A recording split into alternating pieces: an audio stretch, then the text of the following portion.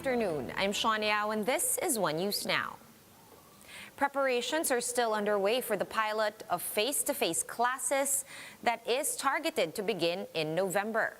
Maricel Halili is reporting to us live from Mandaluyong to give us the latest. Hi, Mase. Considering all the preparations, all the adjustments, will the November 15 target push through for face-to-face classes, and how many schools finally are participating? Hi, Sean. Well, the Department of Education is hopeful that the face-to-face classes can start on November 15. Education Secretary Leonor Briones said that about 300 schools have already been approved by the Department of Health, but of course they have to finish all the process and assessment. So far, about 90 public schools have already finished the assessment and can start the face-to-face classes come November.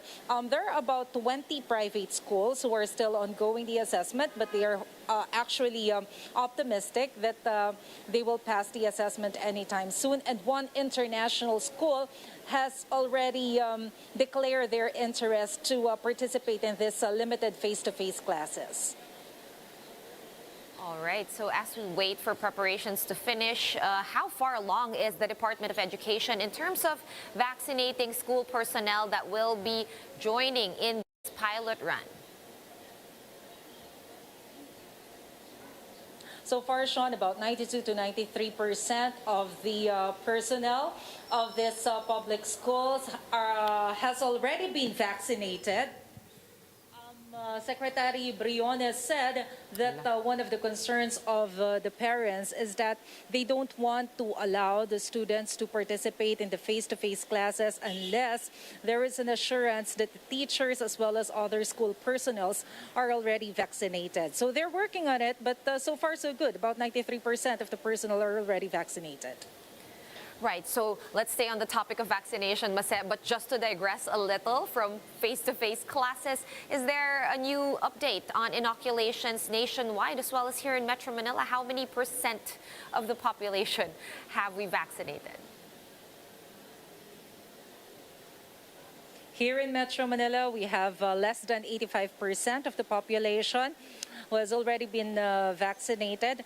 Nationwide, about more than 30%. So we really have to work on the inoculation program in the provinces outside Metro Manila. All right, and here in the NCR, in Metro Manila, we are just a few days away from the end of October. Mase, what are the chances that Metro Manila will be downgraded to alert level 2 status?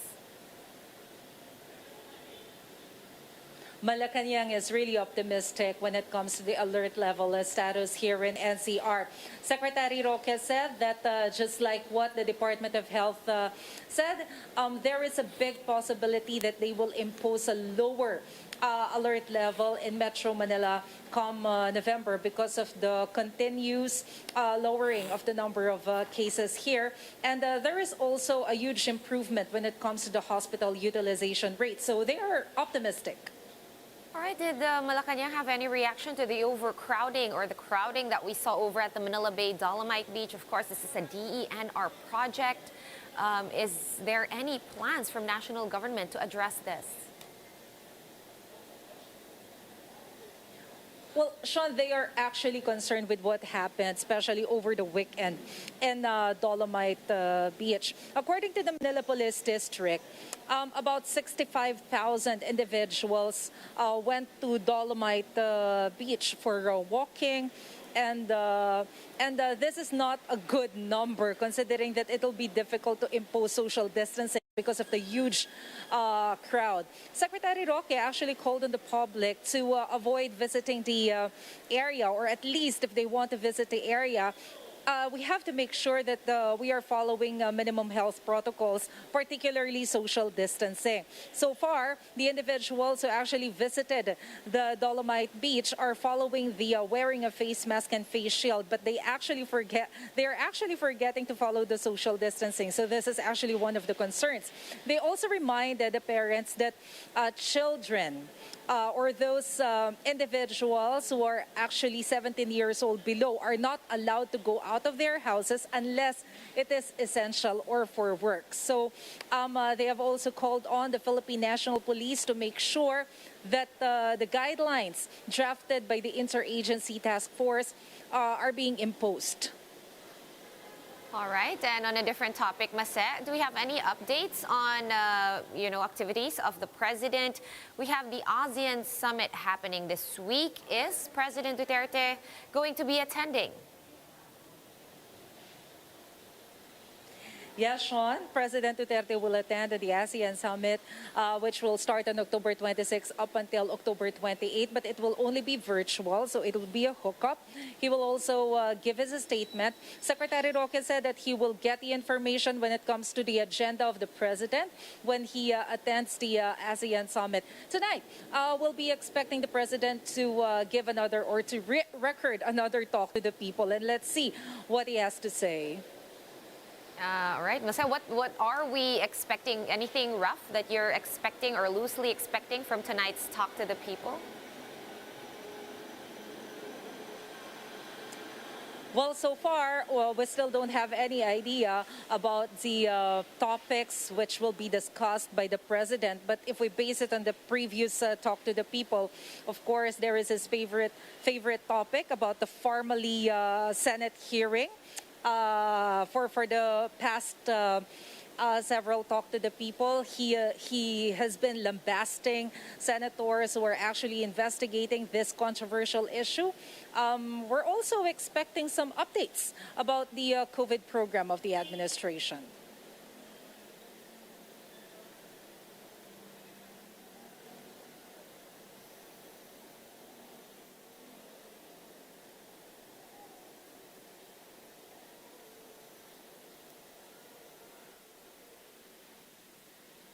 Are we done?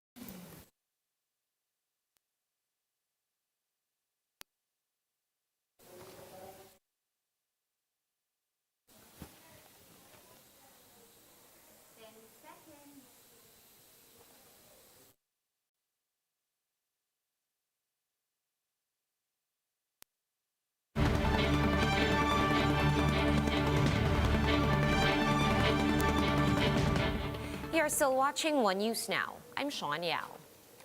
A 1 billion peso budget has been allocated for fuel subsidies for PUV drivers. The DBCC, or Development Budget Coordination Committee, said that the fund will benefit some 178,000 PUV drivers for the rest of the year. This will be distributed under the LTFRB's Pantawid Pasada program. This comes as oil prices climb for the 9th straight week. Calls for fare hike adjustments also failed to get government approval for now. And one market intelligence firm sees the Philippines leading ASEAN growth next year. IHS Markit said the country is likely to post the strongest economic growth at around 7.2%. This is still well within the government's 7 to 9% target range for 2022. As COVID-19 vaccinations continue, the firm noted that a positive growth is expected across all ASEAN economies.